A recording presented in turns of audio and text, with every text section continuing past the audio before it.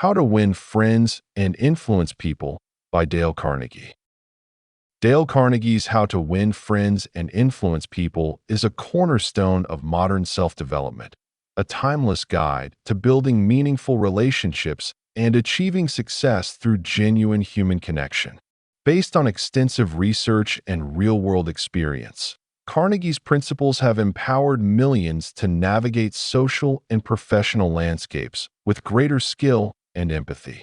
This book provides a practical framework for doing just that by focusing on fundamental techniques.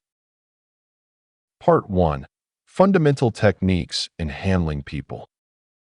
1. If you want to gather honey, don't kick over the beehive. The most fundamental principle in handling people is to understand that criticism is futile and dangerous. It puts a person on the defensive, wounds their precious pride, and arouses resentment. The metaphor is clear: if you want to gather honey, do not kick over the beehive.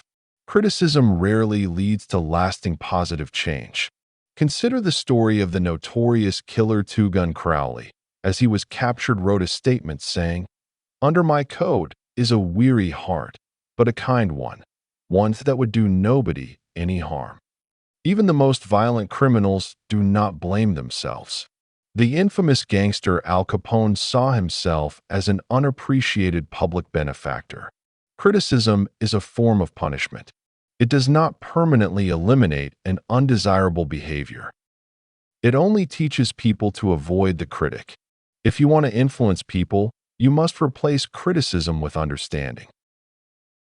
2. The big secret of dealing with people. There is one compelling, fundamental secret to dealing with people, a principle that flows through all human interaction: the profound desire to be important.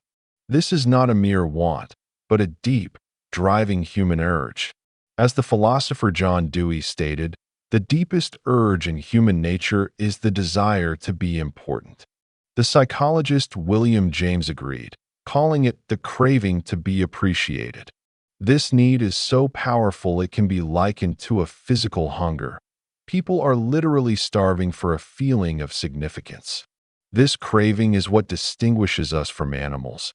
It is a uniquely human, powerful force. If you can make another person feel important sincerely and authentically, you tap into this core motivation. Understanding and applying this secret is the true foundation for winning cooperation and influencing others. 3. He who can do this has the whole world with him. He who cannot walks a lonely way. The ultimate key to influencing people is to stop focusing on what you want and start focusing on what they want. The principle is to arouse in the other person an eager want. He who masters this has the world with him. He who fails walks a lonely path. This requires a fundamental shift in perspective. When fishing, you use bait the fish likes, not what you like. You are eternally interested in your own desires, and so is everyone else. Therefore, the only way to influence anyone is to talk in terms of their desires and show them how your proposal helps them get what they want. Part 2. 6 Ways to Make People Like You. 1. Do this, and you'll be welcome anywhere. If you want to make real friends and be welcomed anywhere, you must cultivate a sincere, active interest in other people. You can learn this from a dog, whose boundless, eager attention to its human companions makes it one of the few animals that has found a place in so many homes, all without reading a single book on psychology. The psychologist Alfred Adler wrote that the person who lacks interest in their fellows faces the greatest difficulties in life and causes the most harm to others, and that all human failures stem from such individuals. The great magician Howard Thurston attributed his success not just to his sleight of hand, but to his genuine fascination with the people in his audience. So, the road to friendship is paved not with getting others interested in you, but with you becoming genuinely interested in them. 2. A simple way to make a good first impression. The simplest, most powerful way to make a good first impression is to smile. A smile conveys warmth, welcome, and confidence, fundamentally altering how people perceive you. Professor James McConnell observed that people who smile manage, teach, and sell more effectively and raise happier children because a smile carries far more positive information than a frown. An old Chinese proverb wisely advises that a man without a smiling face must not open a shop. The power of this principle was demonstrated by a New York department store manager who required his staff to smile, resulting in measurably increased sales and a more pleasant environment for everyone. The psychologist William James provided the underlying mechanism, explaining that while action seems to follow feeling, they are intertwined. By consciously choosing the action of smiling, which is under your direct control, you can indirectly influence your inner feelings, generating a genuine sense of warmth and approachability. 3. If you don't do this, you are headed for trouble. The simplest, most significant way to show respect and make a person feel important is to remember and use their name. To any individual, their own name is the sweetest and most important sound. Jim Farley built his political career on this principle, remembering the names of thousands of constituents. Conversely, failing to remember a name can cause immediate offense. Napoleon III, Emperor of France, perfected a technique for this, repeating a name upon hearing it and consciously associating it with the person's appearance or manner to cement it in his memory. Mastering names is a fundamental skill for winning friendship and cooperation. 4. An easy way to become a good conversationalist. The secret to being a good conversationalist is not to be a brilliant speaker, but to be an attentive listener. Encourage others to talk about themselves and their interests. People find immense satisfaction in sharing their own stories, achievements, and thoughts. This was perfectly illustrated at a dinner party where a guest, a renowned botanist, remained silent until someone asked him about his field of study. Suddenly, he became a captivating speaker, enthralling everyone. The journalist Isaac Marco's son noted that many people fail to make a good impression simply because they do not listen intently. You can motivate others to talk about themselves by offering encouraging nods and smiles, showing genuine interest in what they are saying. People will remember you not for your words, but for the feeling of importance you gave them by listening. 5. How to interest people. The royal road to a person's attention and goodwill is to talk about what interests them. This principle transforms interactions from mundane to memorable.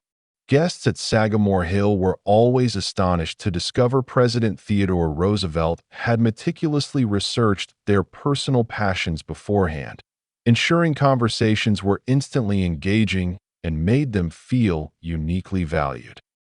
William Lyon Phelps, the esteemed Yale professor, recalled a kind woman from his childhood who won his eternal affection by asking him about his dogs and boats, the two things he loved most. This approach is universally effective, creating an immediate bond in both social and business contexts by demonstrating genuine regard for the other person's world. 6. How to make people like you instantly. The most direct way to win someone's affection is to make them feel genuinely important and to do so with sincerity. This mindset allows you to find authentic reasons to value others. Small, courteous phrases like "I'm sorry to trouble you," "Would you be so kind?" and a heartfelt thank you are practical tools that convey this respect in daily interaction. A runaway boy was convinced to return home not by threats, but by a newspaper appeal from his father that made him feel truly valued and needed. Ultimately, this aligns with the golden rule to treat others as you wish to be treated, which means making them feel as significant as you desire to feel yourself. Part 3. How to win people to your way of thinking. 1. You can't win an argument. The fundamental truth is that you cannot win an argument. If you lose, you lose. If you win, you still lose. Why? Because a triumph based on logic is a hollow victory that wounds the other person's pride, makes them feel inferior, and arouses lasting resentment. You may prove your point, but you will never change their mind. Benjamin Franklin adopted a personal rule to avoid all direct contradiction and positive assertion of his own views, understanding the futility of verbal combat. Abraham Lincoln wisely noted that no one striving for self-improvement has time for personal contention, let alone can afford the consequences of a soured temper and lost self-control. The only way to get the best of an argument is to avoid it entirely. Redirect the conversation, show respect for the other person's opinions, and seek areas of agreement. 2. A sure way of making enemies, and how to avoid it. A guaranteed method for making an enemy is to tell them they are wrong. This directly assaults their intelligence, judgment, and pride, forcing them to dig in and defend their position. Instead, you must show respect for their opinions. A diplomatic approach, as used by C.F. Schwartz, is to respond with, "I am glad you asked that question," which avoids immediate contradiction and opens a dialogue. The psychologist James Harvey Robinson explained that we may change our minds easily on our own, but if told we are wrong, we resent the accusation and our resolve hardens. Galileo understood that true learning is internal, stating that no one can teach a man anything. You can only help him to find it within himself. Be wise, but do not announce your superiority. 3. If you're wrong, admit it. When you realize you are mistaken, admit it quickly and emphatically. This proactive approach disarms the other person completely. It is like getting the fighting over before the battle even begins, by surrendering on your own terms. I learned this firsthand when a police officer rightly chastised me for letting my dog run without a leash. Instead of offering excuses, I immediately agreed with him, acknowledging the danger and my thoughtlessness. My emphatic admission transformed his demeanor from stern to friendly. This works because self-criticism is always easier to hear than condemnation from someone else. By beating the other person to the punch and criticizing yourself first, you remove their ability to attack you.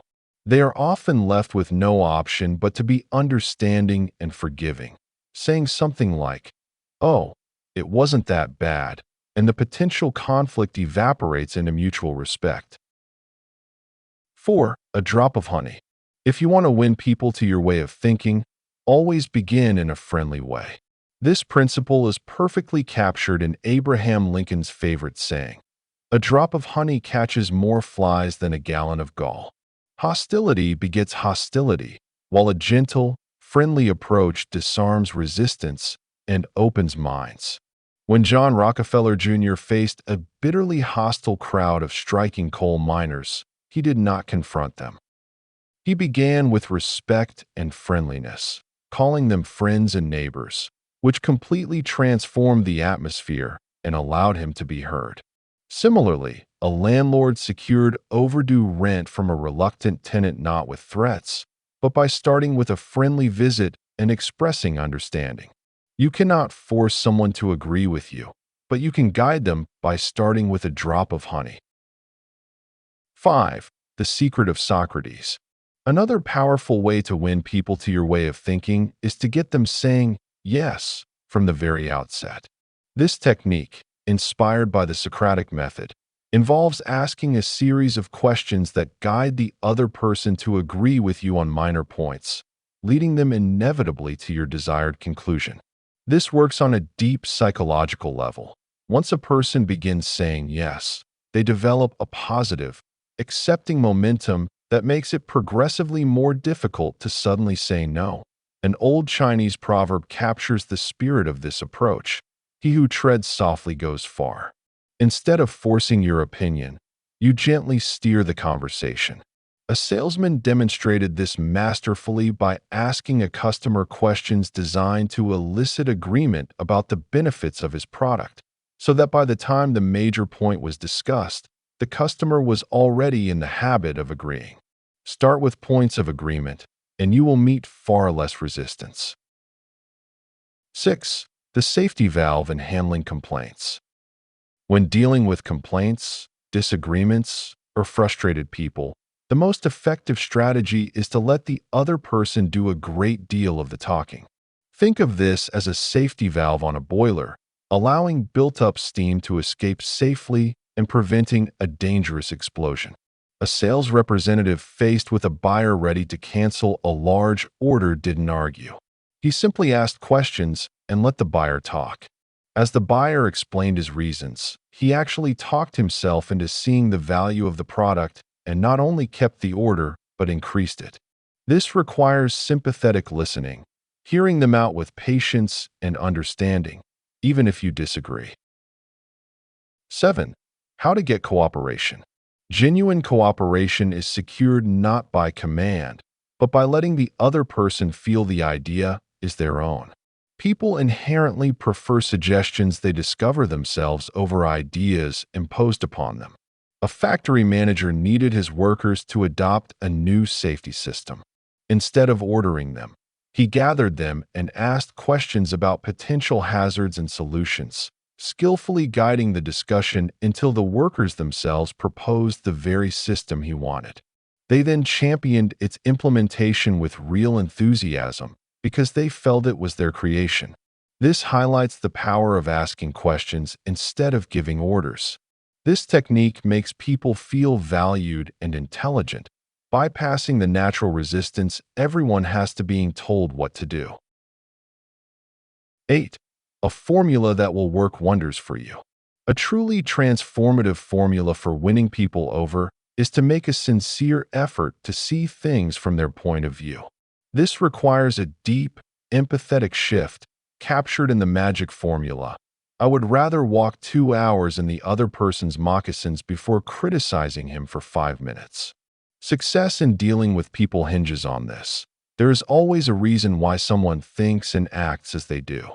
Your job is to ferret out that hidden reason, and you will hold the key to understanding their actions and personality. Cultivate a habit of self-questioning, constantly asking, how would I feel? How would I react if I were in his shoes?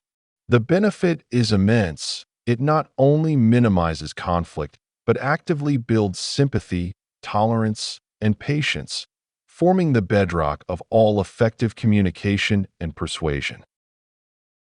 9. What everybody wants.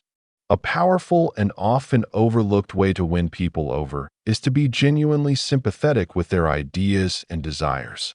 There is a universal craving for sympathy, an understanding of one's struggles and feelings. 3/4 of the people you meet are hungering and thirsting for this very thing. Give it to them, and they will love you for it. A truly magical phrase to express this is, I don't blame you one iota for feeling as you do. If I were you, I would undoubtedly feel just as you do. This statement is not mere agreement. It is profound validation. It acknowledges their emotional reality without judgment. This sympathetic approach has a powerful disarming effect, dissolving anger and defensiveness. When people feel understood, their need to fight diminishes, and they become receptive to your perspective, creating a bridge from conflict to cooperation. 10. An appeal that everybody likes. People are often driven by 2 sets of reasons, one that sounds good and the real one. To persuade effectively, you should appeal to the nobler motives. Pierpont Morgan observed this dual nature in human behavior. The infallible way to change people is to recognize that they see themselves as fine, high-minded, and unselfish. A landlord faced with a tenant wanting to break a lease did not threaten legal action. Instead, he appealed to the tenant's sense of fairness and honor, trusting him to do the right thing. The tenant, wanting to live up to this noble reputation, chose to fulfill the lease. This demonstrates the power of assuming people are honest and fair. When you treat them as such and appeal to their better nature, they are strongly inclined to rise to the occasion and justify your faith in them. 11. The movies do it. Radio does it. Why don't you do it? Merely having a good idea is not enough. You must dramatize it to capture attention and persuade others. This is the age of drama. where plain truth needs vivid presentation to be effective. Movies and radio mastered this art of merchandising, using storytelling and spectacle to engage audiences. A store won a window display contest not by simply placing items together, but by creating a dramatic scene that told a compelling story about the merchandise. This principle of showmanship in business applies directly to your own proposals and ideas. You cannot rely on the dry facts alone. You must package them in a way that is visually interesting, emotionally engaging, and memorable.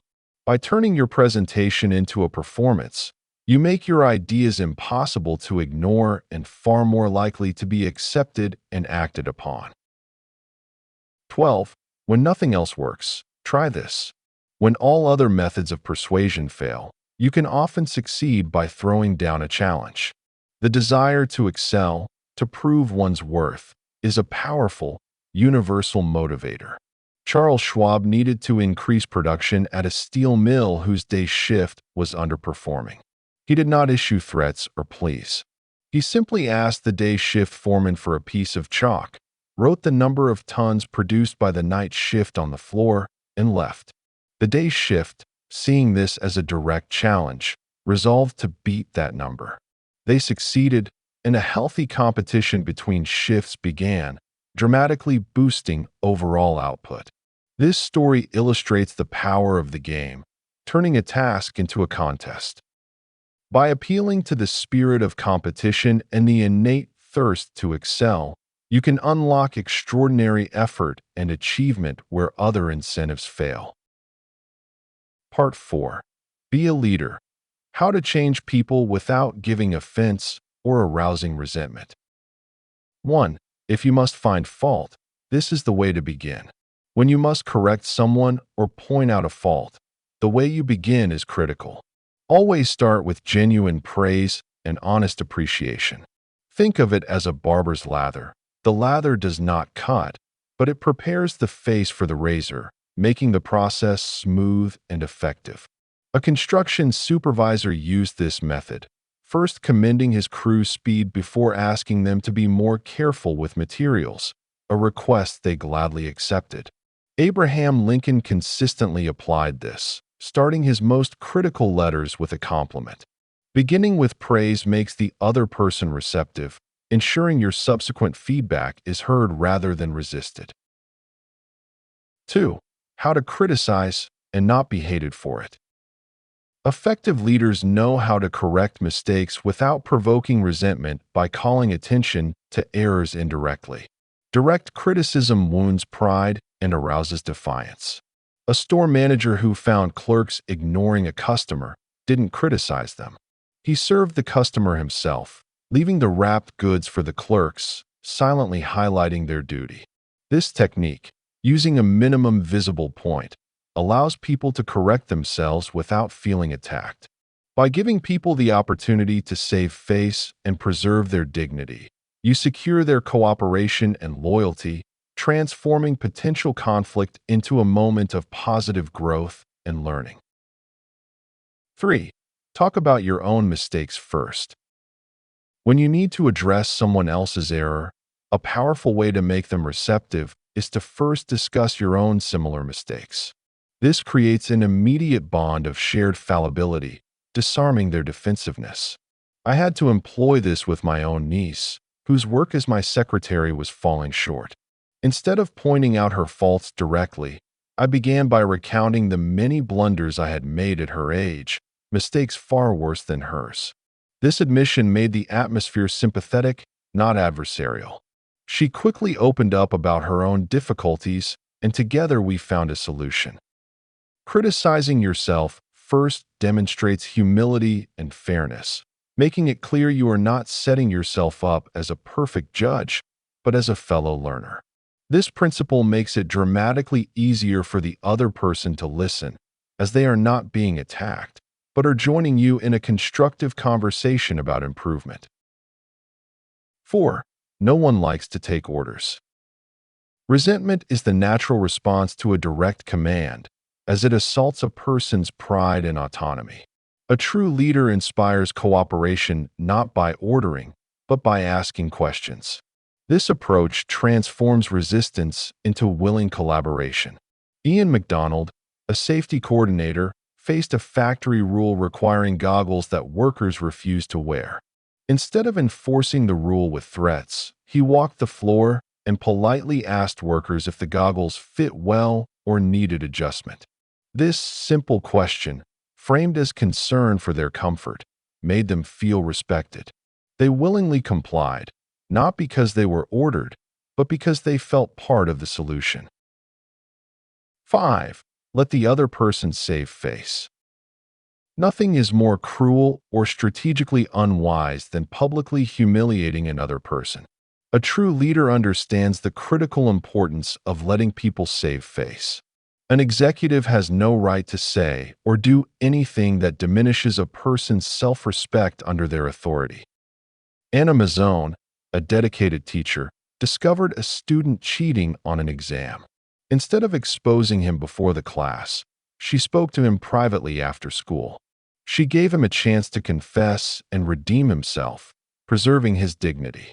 This act of mercy prevented a severe wound to his pride, a wound that is never truly forgotten and fosters long-term resentment.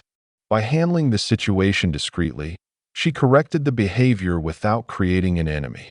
Even when delivering difficult news or criticism, you must find a way to do it that allows the other person to maintain their self-esteem. This builds loyalty, not bitterness. 6. How to spur people on to success. The most effective way to encourage growth and spur someone to success is to be hearty in your approbation and lavish in your praise. Praise the slightest improvement and praise every improvement. Abilities flourish with confidence, and confidence is built with praise. This method taps directly into the universal hunger for appreciation. While criticism stifles ambition and makes people defensive, praise inspires them to reach for more. It tells them they are on the right track, that their efforts are seen and valued, motivating them to continue improving and striving for excellence. 7. Give a dog a good name. A powerful way to inspire positive change in someone is to give them a fine reputation to live up to. The old saying warns, "Give a dog a bad name, and you may as well hang him." But the reverse is also powerfully true. Assigning a positive label can catalyze transformation. Ernest Gent, a shop owner, had a sales clerk who was notoriously sloppy with her paperwork. Instead of scolding her, he told her she was naturally neat and had a talent for organization. She internalized this new identity and soon became meticulously careful. This demonstrates the living up to an expectation principle, where people often strive to become what you believe them to be. Similarly, a chance remark from a customer, telling a waitress she was too intelligent for her job, motivated her to enroll in college. By expressing your belief in someone's latent virtue or ability, you help them discover it within themselves. 8. Make the fault seem easy to correct. When someone is struggling with a fault or learning a new skill, the most encouraging thing you can do is make the improvement seem easy and attainable. This principle is captured in the Latin maxim from Horace, "He who has begun has the work half done." The goal is to lower the psychological barrier to entry, preventing the person from becoming overwhelmed and discouraged. By using encouragement and breaking down the correction into a series of easy steps, you give people the confidence to begin and the belief they can succeed. 9. Making people glad to do what you want. The highest skill in leadership is to make others happy about doing the things you propose. This goes beyond mere agreement. It is about creating genuine enthusiasm. The principle must be applied with sincerity. You cannot fake an interest in another's welfare. Andrew Carnegie masterfully demonstrated this when he wanted his brother-in-law, Duke Miller, to work for him. He did not offer a job. He offered a partnership and an opportunity, framing the proposition entirely around what Miller would gain in experience and growth. This made Miller eager to accept. To apply this, You must know exactly what you want the other person to do and be scrupulously honest, never promising what you cannot deliver. When people see a clear benefit and feel you have their interests at heart, they embrace your suggestions with willingness and even eagerness, creating a powerful, positive alliance. Thank you for listening to this audiobook. Your interaction matters, so don't forget to like, share, and subscribe. And tell us in the comments which book you want to listen to.